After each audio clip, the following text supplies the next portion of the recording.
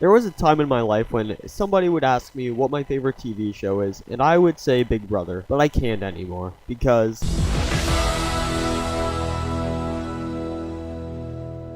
and kinda bad! Just so you know, this video will have spoilers through season 14 to 20, so if you don't want to be spoiled, do not watch! But let's talk about the fact that the deserving person in the final two hasn't won the season 3 seasons in a row now. That including BB18 Nicole winning over Paul, BB19 Josh winning over Paul, and BB20 Casey winning over Tyler. Now I'm gonna try to stay unbiased here. I wanted Paul to win in BB18, not in BB19 though. I was pretty happy when Josh won that season.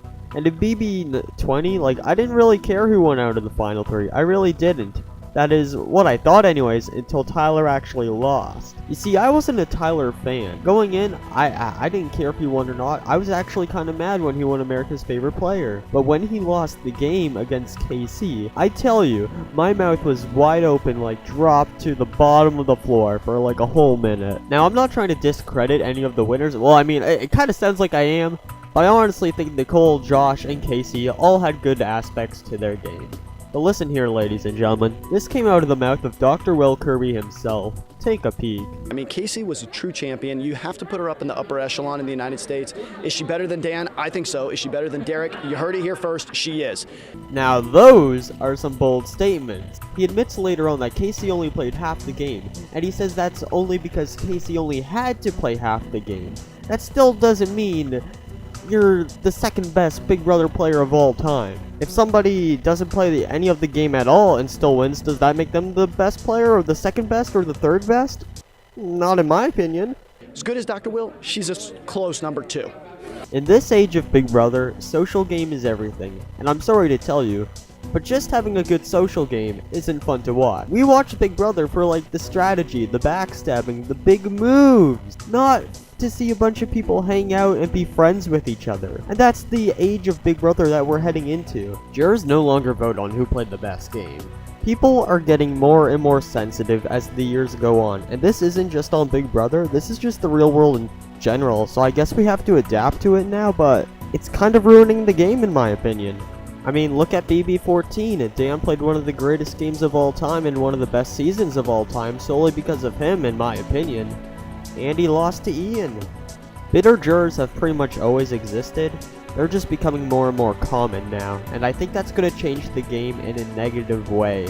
More people are going to be wanting to play the way that wins, which is the way that doesn't do anything pretty much, but talk to people, have relationships with people, just unentertaining stuff. Let's move on to another topic now, which is something that bugs me a little more than it may bug other people. But I think it's the fact that people are trying to brand themselves on Big Brother now. They're using it as a platform, and although that's not negative, it can get annoying. Like, it's crazy how you get off of such a huge platform. Like, the fans are insane, but also they support everything that we do, that it's just awesome, especially with his music and everything, that it gave me that push. We have that audience and that support from them. So it gave me that like confidence and that push that maybe I needed to actually take myself seriously to do it. So, good. I'm forever grateful to my fans and that platform for. I have no problem with fans supporting the house guests after the show. It's when they like do stuff on the show to brand themselves for after the show. I believe this started the most in BB16 with like Beast Mode Cowboy, aka Caleb, and Zach kind of with Zach Attack. BB18 had a lot though. Like Paul had his friendship thing. Victor started wanting to be called like Fit Vic or something. Corey had his whole Christmas thing, and I think he came up with some name, but he was just so irrelevant, man. Like, who even remembers Corey? Does anyone? The very next season, they had Josh with his whole meatballs thing, which got super annoying after a while. And personally, I really feel like they overdid Casey's "let's go" thing. It just started to get really annoying, man. I don't know if that was just me. The more production pushes them to do these things, the more they'll do it. It's like they're getting people to be gimmicks more than actual people we can relate to nowadays. Hey guys, I'm purple. I'm purple, haha, purple, purple, purple. This is part of the reason as to why I believe Celebrity Big Brother US was actually a pretty decent season. It had its ups and downs, but overall it was pretty good. Everyone on the season already had a platform. They didn't need any more like awareness. Like they were just being them. They were there to play. They had nothing to worry about. For other recent seasons that I consider bad, like BB16, BB17, BB15, they're all for different reasons. Like BB16 and BB20 are very similar. Not in the way of an undeserving winner because Derek was deserving, but like they were so majority based. Like there was one alliance, they were predictable and boring. That's my problem with them. BB17, some people consider BB17 to be good. I just can't get behind it because I don't really care for the cast. Like Johnny Mac was okay. Whether you like my opinion on that or not, I don't really care. BB15 falls under a horrible twist and a bad cast category.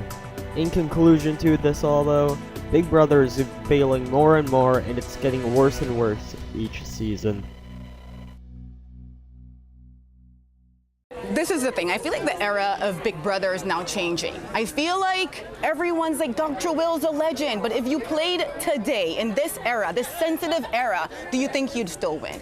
100%. Unequivocally, I would do extremely well.